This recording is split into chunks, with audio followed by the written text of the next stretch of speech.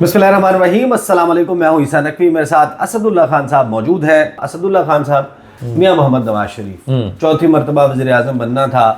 अखबारात में इश्तिहार आपने देखे होंगे, ladies and gentleman we present to you the fourth time prime minister of the Islamic republic of Pakistan, इश्तिहारों के तौर पे लगाया गया था।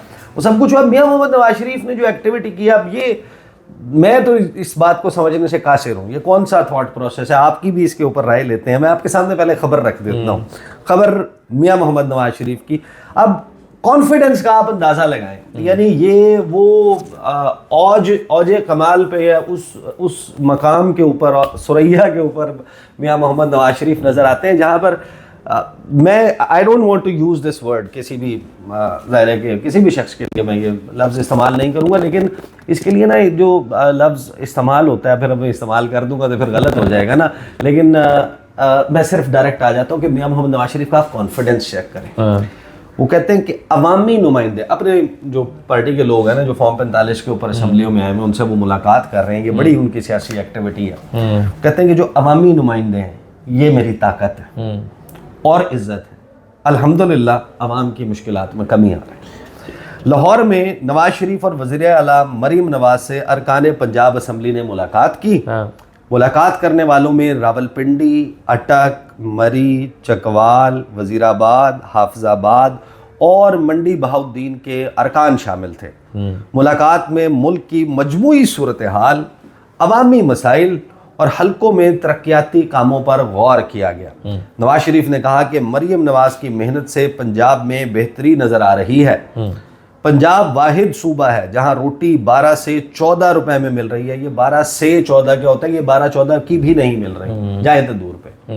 ये जिन इलाकों के लोग मियां साहब को बताया गया ना, जो उनको बताया गया वो कह रहे हैं। दूसरी जानिब वज़ीर आला मरीम नवाज ने कहा कि हमारी कारकर्दगी पर सबसे बड़ा चेक अवाम और नवाज शरीफ हैं।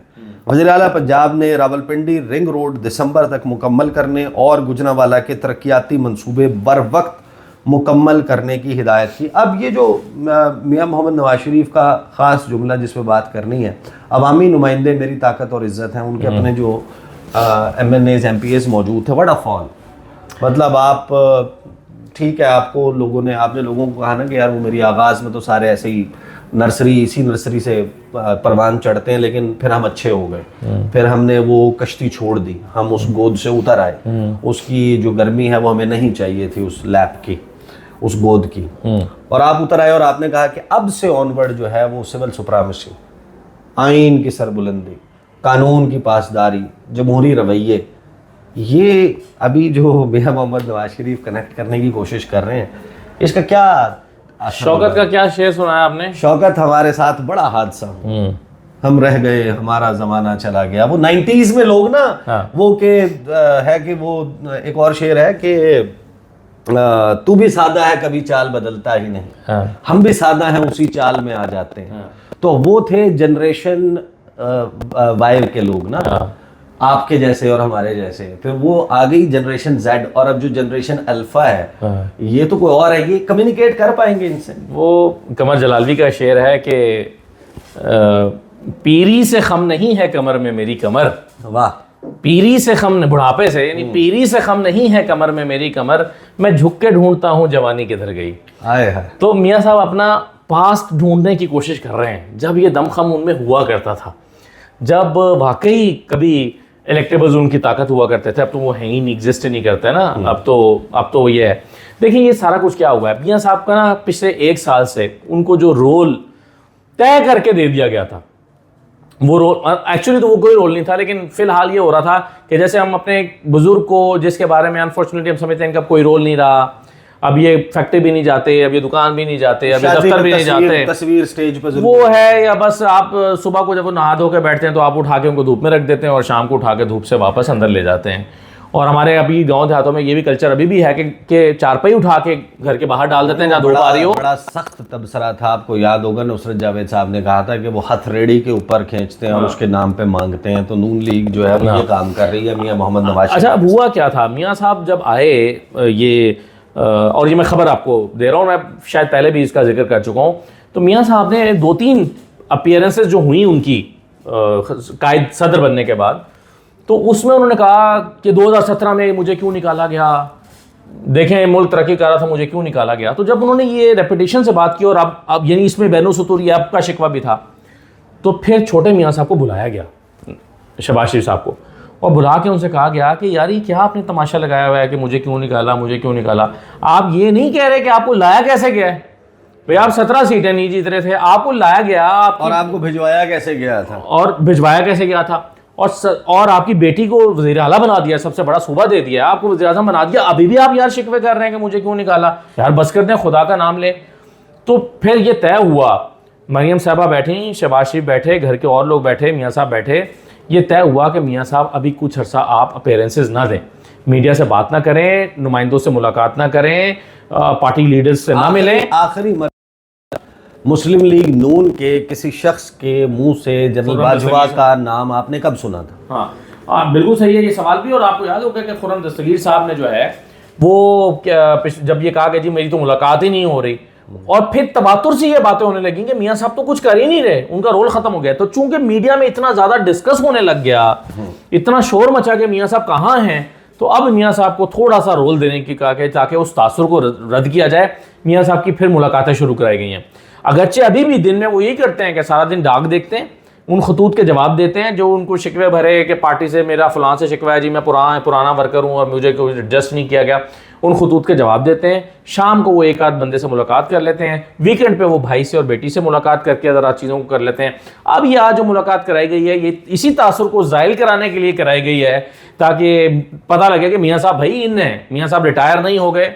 अभी आपको पता है ना 2-4 दिन पहले आपको इन तब नजर आएंगे जब मियाँ साहब जो है वो चाहे फिक्स्ड मैच ही खेल लें लेकिन इंटरव्यू देंगे, जब वो प्रेस कॉन्फ्रेंस करेंगे, जब वो जाकर अब जाकर करें ना कोई जलसा करें, अवामी राब्ता मुहिम दें, किसी को इंटरव्यू दें, सवालात के जवाब बताएंगे। वो जो कह रहे हैं कि कनपट्टी पे बंदूक रख के हुकूमत थोपी गई, ठोंसी गई, वो किया गया, वो क्यों किया गया, इतना ही कह देंगे या इतना ही कह देंगे जावेद लतीफ जो कुछ कह रहा है वो मैं उससे मुत्तफिक नहीं हूँ।